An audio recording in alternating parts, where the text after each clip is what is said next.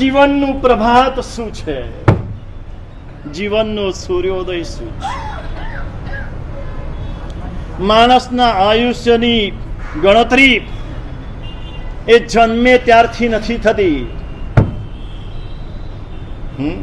આપણે ગણતરી ત્યારથી કરીએ છીએ. કેટલા થયા? 54. જન્મના દિવસથી ગણતરી કરે 54 વર્ષ. વિચારકો, સમજુ વ્યક્તિઓ, જ્ઞાનીઓ કહે છે કે જન્મે ત્યારથી આયુષ્ય ન ગણાય. તમને તમારા જીવનનું લક્ષ્ય જે ક્ષણે પ્રાપ્ત થયું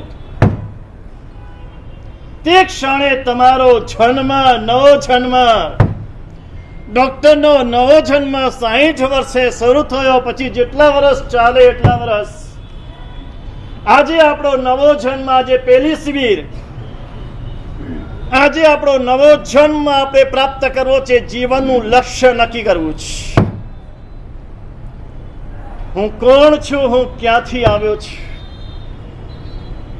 મારે કેટલું રહેવાનું છે, કેટલું રહેવાનું છે.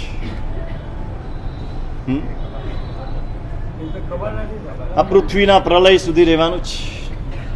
પ્રલયના સાક્ષી બનવાનું છે. 100, 200, 1000, 2000 વર્ષ નહીં.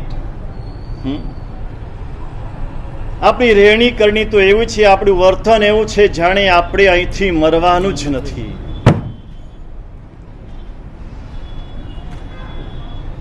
મારે કેટલું રહેવાનું છે, જીવનનું એક લક્ષ્ય નક્કી કરવું છે. જેટલું જીવન છે તેટલું ગઈકાલ ભૂલો.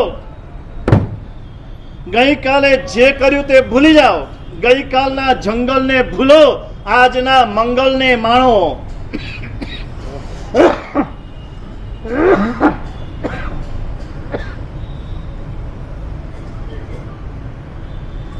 જંગલને યાદ કરવામાં કોઈ મજા નથી, પણ આજનું મંગલ, આજનું પ્રભાત મંગલમય ઉગ્યું છે. સવારે સૂર્યોદય કોઈએ જોયો હોય તો? કોઈ જોયેલો સવારે સૂર્યોદય? શહેરમાં તો સૂર્યોદય પણ જોવા ન મળે ને સૂર્યાસ્ત પણ જોવા ન મળે. ચંદ્ર ઉગે ને હાથમે પૂનમ પણ આવે ને અમાસ પણ આવે. અહીં તો પૃથ્વી ઉપર કાયમ પૂનમની કોને અજવાળી રાત્રિ છે. સવારનો સૂર્યોદય આજનો કદાચ કોઈએ જોયો હોય તો આજનો સૂર્યોદય કંઈક જુદો હતો. આજનો સૂર્યોદય કંઈક જુદો હતો. કંઈક સોનેરી કિરણો નીકળતા હતા અને સીધા એ કિરણો આપણા તરફ આવતા હતા અને આપણને કંઈક કહેતા હતા, આપણને જગાડતા હતા. જાગર, જાગર નરાનિચ્છ. હે માનવ, જાગ. આ જાગવાના દિવસો આવ્યા.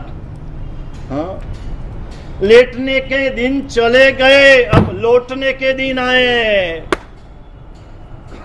આ સુધી લેટ્યા કર્યા, અળોટ્યા કર્યા, ઊંઘ્યા કર્યા નિરાતે. કેમ? મેં તો ઘણું મેળવ્યું છે જીવનમાં. કેટલા પૈસા મેળવ્યા? કાંઈ નતું મારી પાસે. મારી કેટલી પ્રતિષ્ઠા, મારી કેટલી નામના. પણ તારા પૈસા બીજાને શું કામ આવ્યા? તારી પ્રતિષ્ઠાને, તારું નામ બીજાને શું કામ આવ્યું? ફક્ત પૈસા ભેગા કરવા, નામ બનાવવું, પ્રતિષ્ઠા ઊભી કરવી, પદ મેળવવું, આ જીવન છે? આવા તો લાખો ને કરોડો લોકો જન્મ્યા ને ચાલ્યા ગયા. કોઈ એને યાદ પણ કરતું નથી.